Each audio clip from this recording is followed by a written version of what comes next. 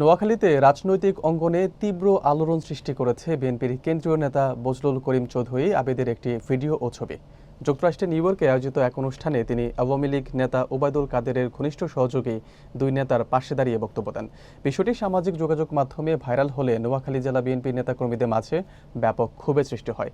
বিস্তারিত থাকছে ফখরুদ্দিনের প্রতিবেদনে। ঘটনাটি ঘটে 19 জুলাই নিউ ইয়র্কের সানকেন মিডো স্টেট পার্কে রামপুর মুসাফর ইয়াংস্টার আয়োজিত গেট টুগেদার 2025 অনুষ্ঠানে।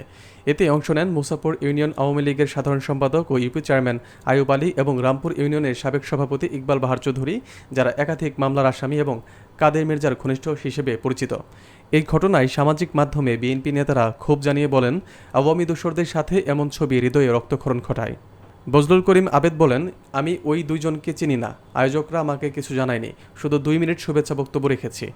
তবে বিএনপি নেতাকর্মীরা বলছেন, এমন ঘটনায় দলের ভাবমূর্তি ক্ষুণ্ণ হয়েছে।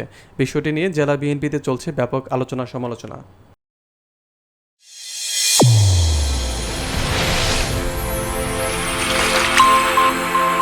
চ্যানেল A1 হৃদয়ের স্পন্দন।